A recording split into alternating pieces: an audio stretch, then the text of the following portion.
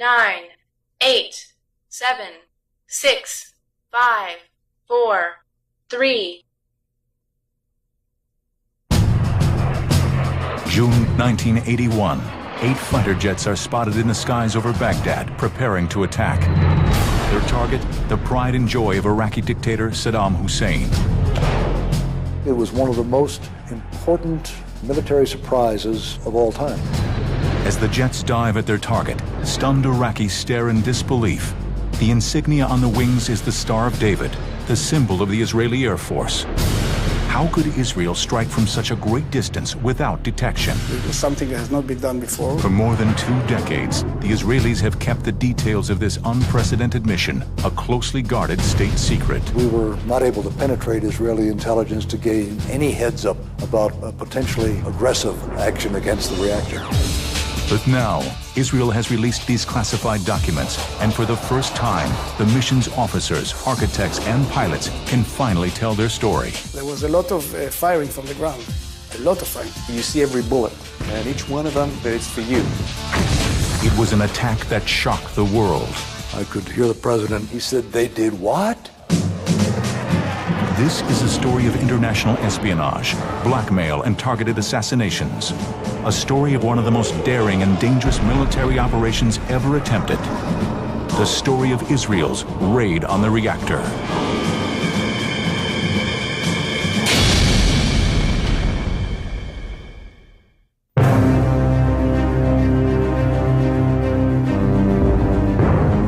It is early in June 1981. Despite relative peace between Israel and the Arab world, Israeli Prime Minister Menachem Begin gives the green light for a top-secret military operation to proceed. Moments later, 8 F-16 jets taxi down the runway of a secret Israeli airbase in the Sinai Desert, carrying a weight that exceeds nearly twice the design specs of the aircraft. With the additional weight, the jets struggle to get airborne, but do so with precious little runway left. Finally, after years of secrecy, planning, and espionage, a mission that could determine the very fate of Israel is underway. We had the weight of the Jewish people on our shoulders. Not since the famed rescue at Entebbe in 1976 had Israeli intelligence undertaken such a top-secret mission. But unlike the celebrated airlift from Uganda, the Israelis believed the very survival of the Jewish state hung in the balance. By the time Begin became prime minister, he said to his cabinet that he would not wait for a second Holocaust. And he said, okay, you guys, if you succeed, you will save Israel for eternity. I felt that it is the future of the state of Israel on my shoulders, yes. Many of us were grandsons or sons of people who had been through the Holocaust. And we had been a part of a mission that was to prevent another Holocaust. The planning of the mission, dubbed Operation Opera, had been underway for over 3 years. But right from the start, Prime Minister Begin and his staff were hoping, even praying the raid would never have to take place. We decided to put a kind of a red line, if we can call it a red line, saying that we'll continue to try all kinds of diplomatic efforts. Means using the military force only as a last resource. What was this threat to the Jewish state that had the Israeli government so concerned? What enemy had the capability to strike this kind of fear in the hearts of a recognized military power? The answer laid nearly 600 miles to the east in Baghdad, Iraq, home of Saddam Hussein. An article appeared in one of the major Baghdad newspapers saying that they would have a nuclear bomb to neutralize Israel. In his 1987 bestseller, First Strike, Israeli author Shlomo Nachdimon describes a nightmarish scenario that in 1981 was all too real. In the skies over Tel Aviv, an unidentified Boeing 707 is spotted approaching from the sea. All of a sudden, a huge dark object falls from underneath the airplane's wing. Would Saddam actually have used the nuclear bomb against Israel? Knowing Saddam Hussein, I think you have the answer.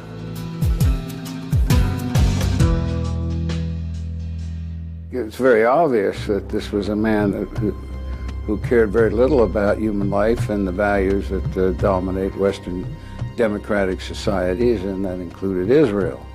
And they were dedicated to the destruction of Israel. He published a statement to the Iranian people telling them that this nuclear capability is not going to be used against them. This is, we're talking about in the time of war with Iran, but against the Zionist entity. With 3 bombs, there could be at least 500,000, maybe 600,000 Israeli casualties and the destruction of their major cities. Whatever Saddam's intentions were, he knew Iraq did not possess the resources necessary to develop a nuclear weapon. What his country did have in abundance was oil and billions in cash to spend. So, armed with these 2 irresistible commodities, Saddam went shopping for a reactor and quickly found a supplier, French Prime Minister Jacques Chirac and the French government. Chirac and Saddam Hussein had become quite close and had struck a contract whereby France would build this nuclear reactor. France charged him $200 million. He bought Mirage jets and 7,000 Renaults. I was interested in that story because it was too good to be true. Too nicely, too clean, everything was too perfect. Jean-Pierre Van Geert is a renowned French investigative reporter, famous for uncovering government secrets and scandals for over 40 years. It was Van Geert who first broke the story about the questionable dealings between France and the notorious dictator. During his investigation, he also uncovered possible evidence that Saddam had induced and enticed French officials to cooperate. The French official got back from Iraq oil, contact in the Middle East, and they got money.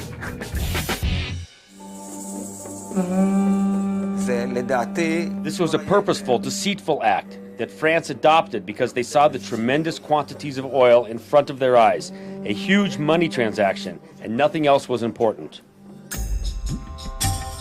When the agreement was announced in 1975, the French government defended their actions. The facility would be purely a civilian reactor, used for energy purposes only. While many accepted this explanation, there were those who doubted the rationale. Iraq has the largest oil reserves of anybody in the Middle East. So why would they need nuclear power when you're floating on a pool of oil? Here was a nation that didn't need energy resources, didn't need nuclear energy, run by a nefarious thug, a killer. And what could one properly assume? I believe that Saddam Hussein had a nefarious purpose, and I believe the president thought so too. Publicly, he claimed that this is for energy, for capability of scientific, peaceful goals. Privately, we know from scientists who worked, their goals were based on the assumption that 2 to 3 bombs will demolish the state of Israel, and those were the numbers that they were working on. Everybody knew the real meaning of that construction would have been a military purpose. Within weeks of the announced agreement, construction on the reactor began just outside of Baghdad. Saddam named the soon-to-be-built reactor after the Babylonian month of Tammuz, the very same month in which Nebuchadnezzar began his assault on the Jewish people in 586 BC. But these developments failed to raise concerns by any nation other than Israel, who regarded the situation with pessimistic trepidation. Obviously, satellite photography was providing data on the construction of a reactor. I recall having seen it or mention of it during the transition from the Carter administration to the Reagan administration, but I don't recall that we paid any particular attention to the progress of that reactor, nor were we particularly alarmed by it. There was no attention given to it. Having verified the capabilities of the reactor through several international independent sources, Prime Minister Begin found himself with only one option: set into motion a plan, either through diplomacy, espionage, or military action, to stop the reactor from going hot. He then tasked the head of the IAEA to search out several possibilities of how they could go about neutralizing this, and that's what began this whole mission.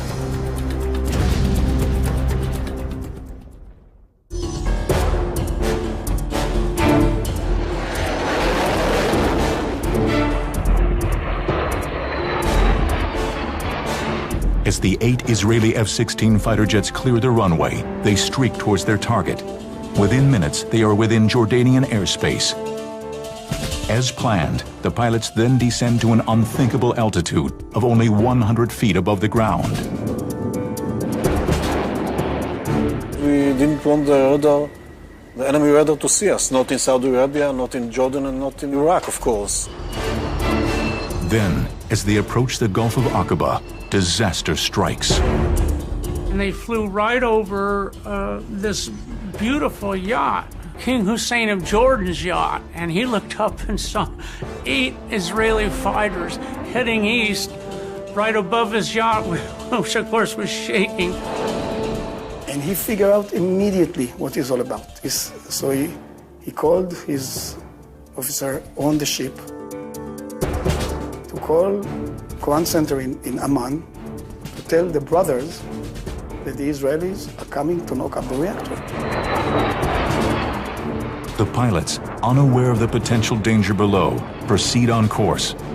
They initiate radio silence and will continue this way until they are ready to attack their target.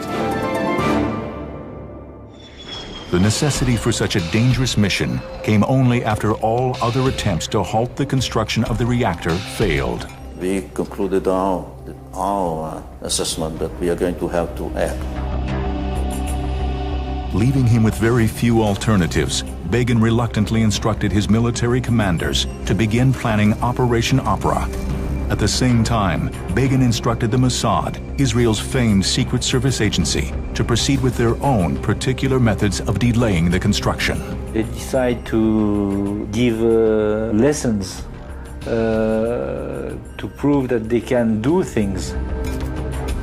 And they did. The Mossad had found that the French were about ready to ship the core of the nuclear reactor to Iraq, and it was being stored at a warehouse in a French town on the Mediterranean. They put 2 charges of explosive to quote-unquote destroy the place. It did not destroy it enough, though. It could be patched up, and Iraq decided to patch it up, but it took another 6 months, so they delayed it for another 6 months. The Mossad was also able to infiltrate the French Atomic Energy Commission and identified a top Egyptian nuclear scientist working for Saddam in Paris. In a scenario right out of a spy novel, the agents offered him sex, money, and power in exchange for information on the reactor. He was not interested in doing any business with them. So the Mossad decided to just take him out then. On Saturday, June 14, 1980, Dr. Yahya El-Meshed checked into the upscale Meridian Hotel in Paris. Mossad, bad guys, send an escort girl to the room of that poor guy. When he opened the door, they slit his throat. They didn't steal anything. Now, a prostitute had been in the hallway. She fled, but she contacted the police.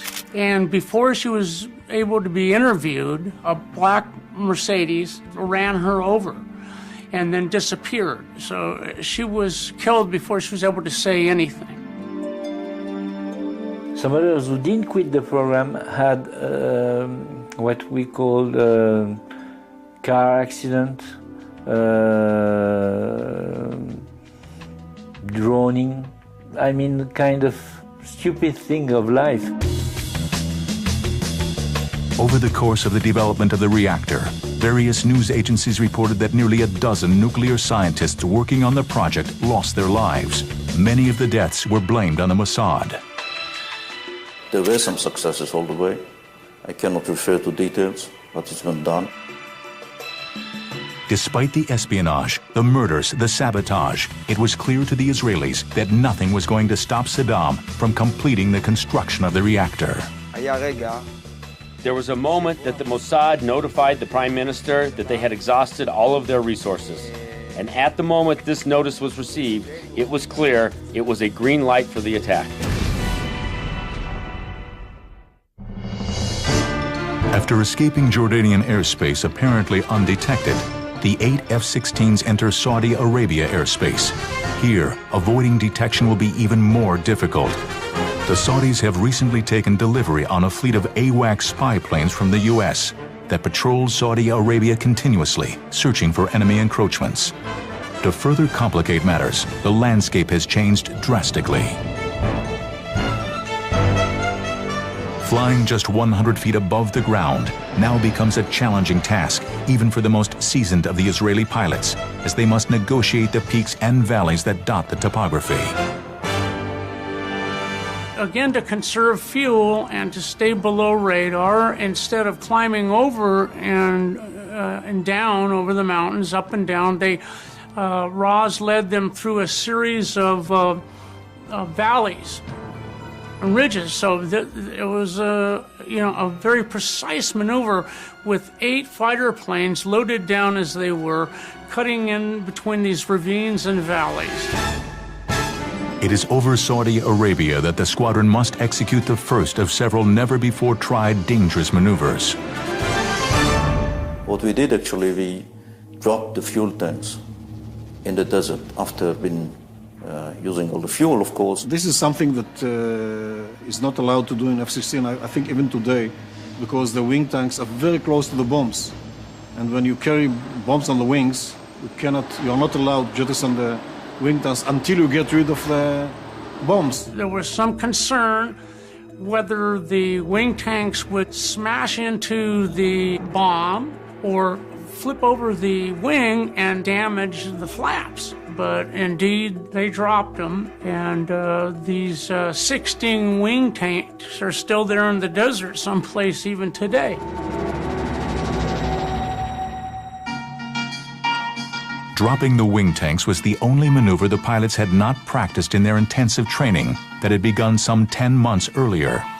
Yet had the mission proceeded as originally planned, none of the 8 pilots would have been over Saudi Arabia now, much less worrying about external fuel tanks. We didn't have F-16. F-16 arrived only in July 1980. Ivry's initial plan called for an armed incursion into Iraq, reminiscent of the daring rescue at Entebbe Airport only a few years earlier. But a similar mission by the United States military to rescue the hostages in Iran was a complete failure, and one which forced the Israelis to rethink their plan. Before an alternative plan could be conceived, a seemingly unrelated event in the Middle East took place that set in motion a chain of fortuitous events for Israel. In 1979, fundamentalist Iranians overthrew the Shah of Iran. Prior to the coup, the Shah had ordered 76 new top-of-the-line F-16 fighter jets that now could not be delivered to the new hostile government. The State Department offered them to Israel, and of course they immediately said, yeah. That then changed Ivry's thinking completely.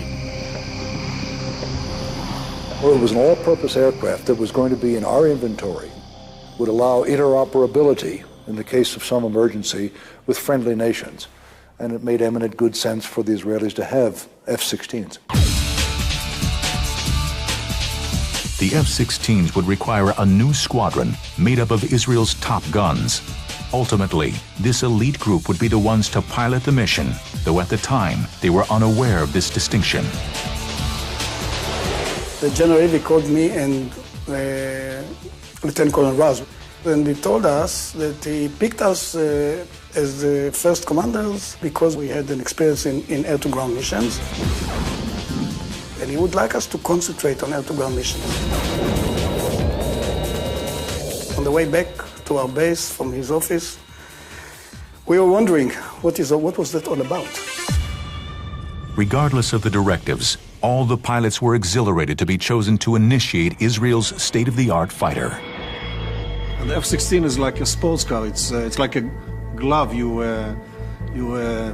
It's a totally different experience. Yes, a small airplane. It's fit to the pilot. You just feel like you wear it and go fly, and you just sink into some big cockpit with like the F4, but you just wear the airplane on your shoulder and you go flying. It's cozy. It's built like a glove. It's built for the pilot. It was built by pilots.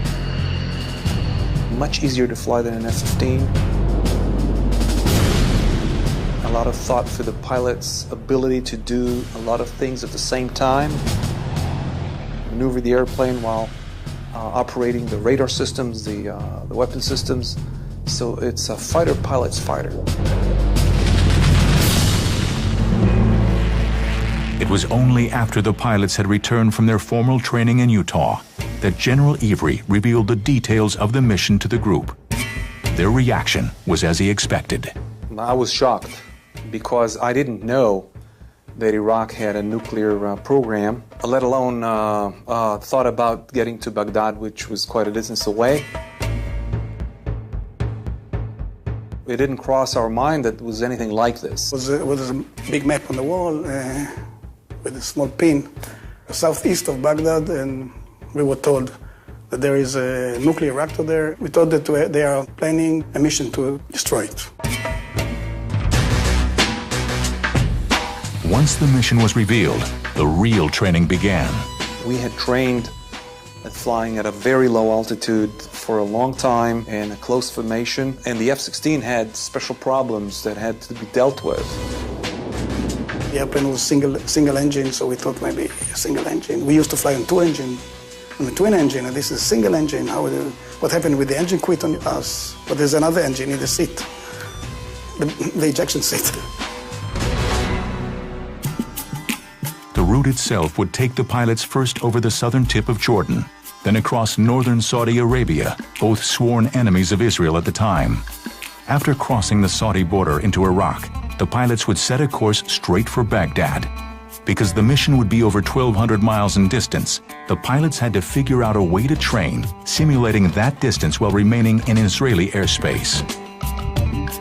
Israel still had part of Sinai, and we could fly through Sinai down to Sharm el-Sheikh and then even down into the Red Sea and come back. So we had to fly several times back and forth to simulate the range.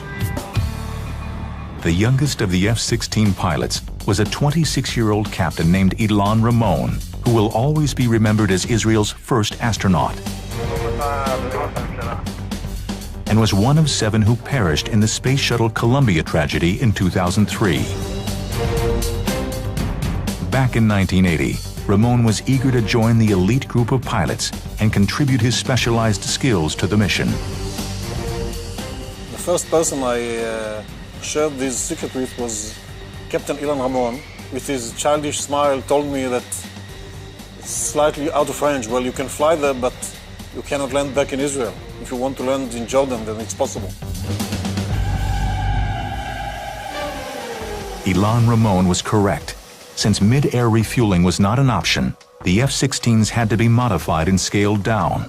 This meant adding 2 additional fuel tanks, one under each wing, and eliminating everything but essential equipment, which in effect would make the aircraft defenseless. We didn't take with us any jamming pods, which are for self-defense against electronic measures, radars and so on. But from their perspective, they were like flying ducks in some way. They did a mission and coming back home like flying ducks and had to, without any capability to defend themselves. As the target date fast approached, the Mossad kept an eye on the progress of the reactor, utilizing top-secret U.S. spy satellites. The satellite access allowed Israel to monitor every detail of the construction. It grew from just this one dome-shaped reactor that the French sold them to kind of a nuclear Oz. Many buildings, administration buildings of the chemical conversion factory where they could transform the spent nuclear fuel into plutonium, just everything.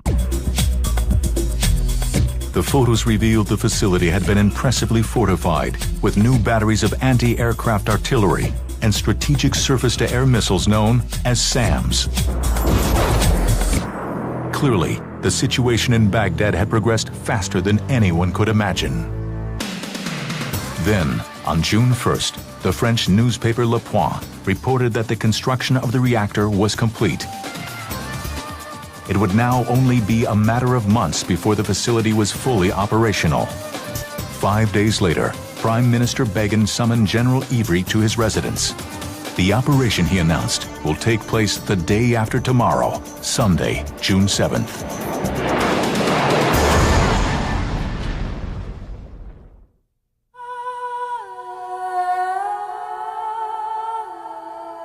Sunday, June 7th, 1981, was another typical summer day throughout Israel.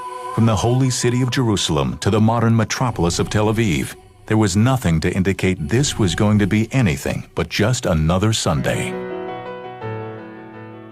However, at Zion, the secret Israeli airbase in the Sinai, June 7th was anything but typical.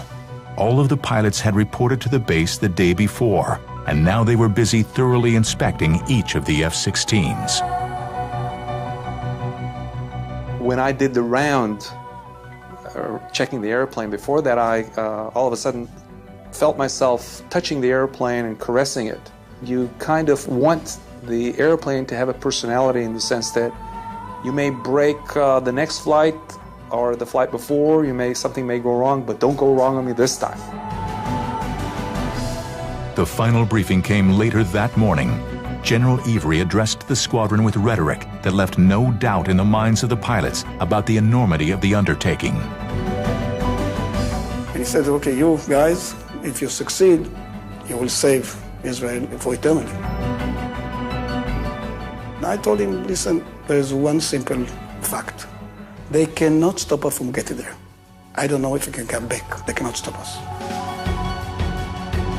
After the briefing, the pilots had several hours to be alone with their thoughts and to contemplate what lay ahead. Amir Nahumi, who would lead the second of two formations, was overwhelmed. There, when I first felt the gravity of this mission, how heavy it is for us. I distinctly remember that I felt that Ilan Ramon, who was my wingman, and myself were going to be killed, and couldn't share the information with my wife or anybody else. And I remember that I came to peace with myself on the day of the mission, because I'm named after my grandfather, who had died in a concentration camp. And I felt that I'm flying for him, and there's some calm in it, that you know that there's a meaning to whatever happens to you.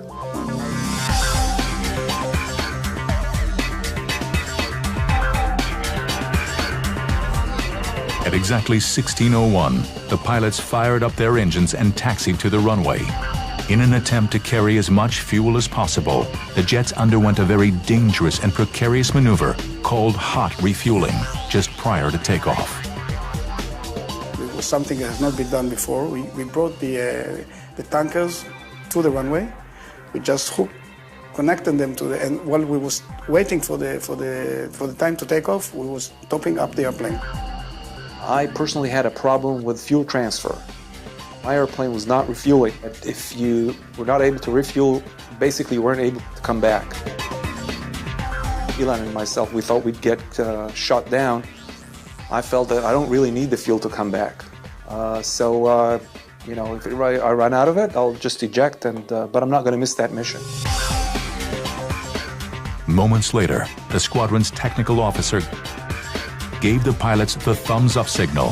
One of the major concerns for Zev Raz, who was the lead pilot, was, getting off the ground. And indeed, when they finally started taxiing down the runway, he wasn't gaining enough speed. As he was passing by these different markers where normally you'd be up and heading off into the blue, he was still on the tarmac. He was afraid he was going to run out of runway. Despite the burden of the heavy load, all 8 of the F-16s lifted off and headed east. The mission was underway.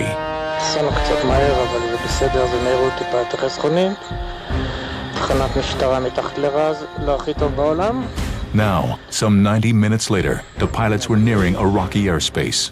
I think as fighter pilots, and getting used to being scared, which is part of the job, you occupy yourself with the technicalities of flying.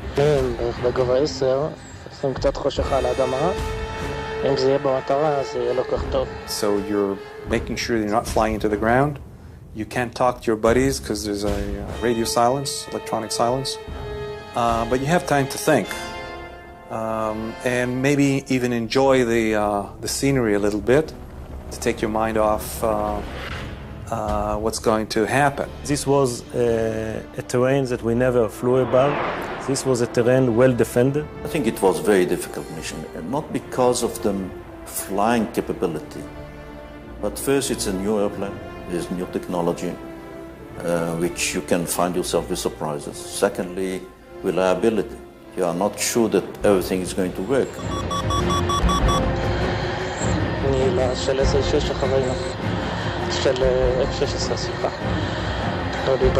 At 17:35, the pilots passed the Euphrates River in western Iraq, the designated landmark to begin the bombing runs. Each pilot now accelerated their airspeed to 540 knots. And now flying at 50 feet becomes very difficult. So you really have to concentrate on your flying. And all you see is your buddy in front of you, and we were 4 pairs about 3 seconds apart. Miles away in Baghdad. Like in Israel, it was a very typical Sunday afternoon. Most people were enjoying the day off from work, including all the French technicians working at the reactor. And this was a detail that had not been overlooked by the Israelis.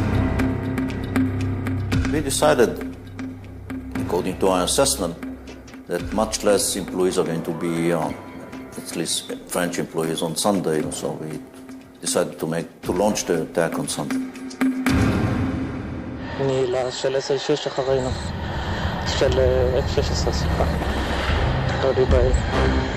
The time the raid took place was also factored into the attack strategy.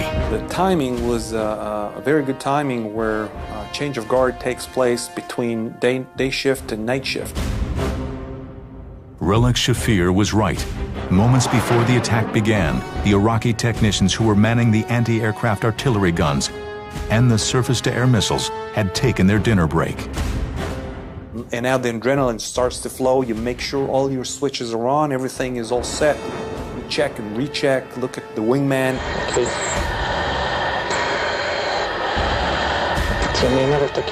Where the other guys are, look forward and wait for the fire to begin. Relek and the other pilots would have to wait for the anti-aircraft firing to begin, because for some inexplicable reason, the guards at the reactor site had turned off the radar that could have intercepted the attacking F-16s. When we turned on the radars and we saw that there were no fighters over Baghdad, we were really surprised. We were surprised, and in a way we were even disappointed. We expected them to be over Baghdad because the war was going on, because we knew that they could see us at least 15 minutes before. All their attention was towards east, and they didn't expect somebody coming from the west. The jets accelerated to 600 knots and pulled up to an altitude of more than 4,000 feet. With the target in sight, they were now ready to begin their dive. But as the jets screamed towards the target, Zev Raz discovered he had misjudged the dive point and would not be able to hit the reactor dome. So Yadlin, his wingman, cut in underneath Raz and became the #1 bomber instead of Raz. In the meantime, Raz did a loop-de-loop with his plane and came in behind Yadlin.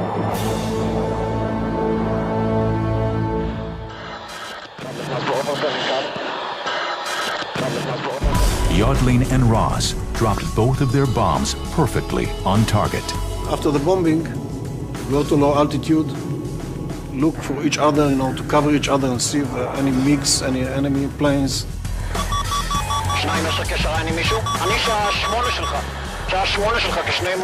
Any surface-to-air missiles fired at us. We saw nothing. So then, after something like, I think, 2 minutes of flying at low altitude, at high speed, we climbed to 40,000 feet. By the time Relic Shafir and Ilan Ramon made their run, the Iraqi guards had scrambled back to their posts and had opened fire. So you see every bullet, and each one of them, you have a feeling that it's for you. And now you're just locked into the target where you're going to put your pipper and your gun sight. And all you care about is getting the airplane to the right spot to make sure that you have a good shot. And then the release point. 2 tons get released from the airplane. You feel a lot lighter, and you even feel like you got hit. And then there's a release of tension. Even though you're right above the target, you've accomplished the mission. Even if you get shot now, you've let the bombs go into the target. We were used to having raids because it was the Iran-Iraq war at the time. So every now and again we'd have an air raid warning and planes would come over. But this was very different. There was just the explosion, no warning or anything. And then suddenly all the anti-aircraft fire went up. Of the 16 bombs that were dropped, each one had hit the target. Despite the failure of 2 of the bombs to detonate, the dome now lay in ruins, irrevocably destroyed. I was wondering if this is how it looks when it's destroyed, because I didn't see the dome anywhere. There was a lot of smoke, and it looks to me like a big hole in the ground. Combination of the large bombs, accuracy of the weapon system, and the skill of the pilots, that was good enough. First thing I thought, okay, we did it. And all the fears, because what is the most fear of a pilot? Is not to get killed, is to blow the mission. Anybody who's into combat knows it's getting the mission done first. Everything comes in second, especially if you're in combat, a combat pilot. With the target destroyed, the pilots now focused their attention on their next task, getting back alive and avoiding what they thought would be a certain encounter with Iraqi aircraft. But the Iraqis didn't play. They didn't take off, they didn't shoot missiles, didn't fire missiles, they even didn't lock the radars on us. It was a big surprise for us that, according to my knowledge, not even one SAM missile was launched towards us. Even after the bombing, on the way back, 40,000 feet for more than 90 minutes, they didn't try to intercept us. Okay. And then we start, chatting over the radio, and Ivry was, for the first time, I think in history, he just came over the frequency and said, guys, it's not done yet, you have to land, so shut up.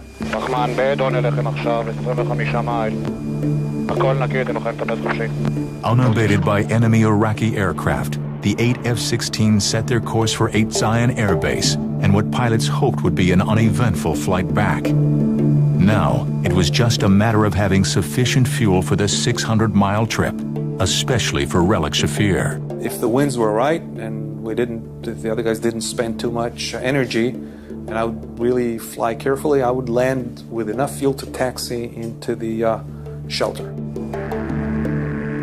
All of us came back, but with not the last drop, but very, very, very close to that. Minutes after the attack, Begin received a call from General Ivry. The bombing was a complete success. 90 minutes later, he received more good news. All the pilots had returned alive. Everything had gone as planned. The only miscalculation was Relic Shafir's prediction that he and Alain Ramon would not make it back alive. When I got out, Ilan was in the next shelter, and we just hugged for about a minute, didn't say a word. We just hugged each other for about a minute. If you touch someone, you know you're okay. You're alive. It was a great moment that I cherished. I still cherish.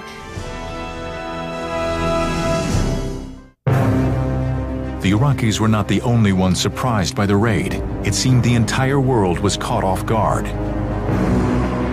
I really think it was one of the most important and most interesting military surprises of all time.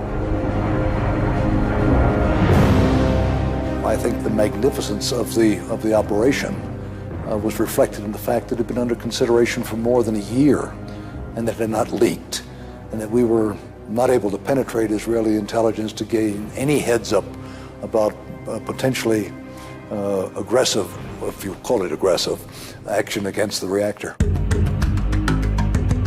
President Ronald Reagan, whose relationship with Menachem Begin was both confidential and contentious, was shocked when he was notified. I said, Mr. President, the Israelis have just taken out a reactor in Iraq using F-16s. He said, they did what? And I said, well, repeated myself. And he said, you know what, Dick? And I said, what's that, Mr. President? He said, boys will be boys.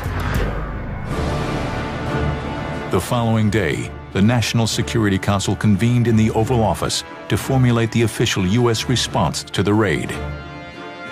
The president went around the table, and with the exception of one member of the cabinet, there was a very strong anti-Israeli condemnation mood in the room. It was really rather vitriolic, especially the vice president and Jim Baker. I was frankly amazed at the views that were expressed. The vice president, George Bush, a longtime friend, was very vehement in his criticism of the Israelis, strongly urging that some sort of punitive action be taken. Jim Baker, the chief of staff of the White House, was of the very same opinion. Then we finally got around to me, and I said to the president, before this is over, we'll be on our knees thanking God Israel did what it did. As Israel had expected, the UN voted unanimously to condemn Israel for the attack. But despite demands from Vice President Bush and Arab nations for harsh sanctions against Israel, none was ever enacted. Israel has nothing to apologize for. We decided to act now, before it is too late. That we shall defend our people with all the means at our disposal. That's the rule number one of Israel, to protect and defend his territory. So they did what they had to do. According to Van Gert, many in the French government, including Jacques Chirac himself, were privately relieved that Israel had taken this action, despite his public hyperbole to the contrary. Nobody really regret that bombing. The fact that this factory was destroyed was not a bad deal for him, after all. He played his part. Saddam paid for the factory. Chirac fulfilled his contract, and boom. Politics aside, military experts from around the world were astounded by the boldness of the mission and the expertise in which it was executed. We got a lot of compliments by mainly military people, mainly defense people, compliments us about it, but it was informal. Under the table, they all blessed us. They all really praised us. They really did believe that we could do it. Military observers were also astonished by the absolute precision of the attack. Only the main target, the reactor, was destroyed. Adjacent buildings were left completely intact. There were only 11 casualties, 10 Iraqi soldiers and 1 French technician. And most of the casualties came as a result of the artillery, fired blindly into the sky by Iraqi soldiers as they waited for their radar to warm up. Most importantly, the nuclear fuel stored nearby was undamaged, precluding any potential nuclear radioactive contamination. Well, it was superbly done, and the men who did it were superb professionals. I thought it was absolutely stupendous. It was hard for me to imagine that this could have been done so expertly. Had to have been a long time in planning. It was performed brilliantly, nearly flawlessly. The condemnation of Israel was vociferous, but short-lived. But the Israelis accepted the criticism in exchange for what they saw as security from certain catastrophe.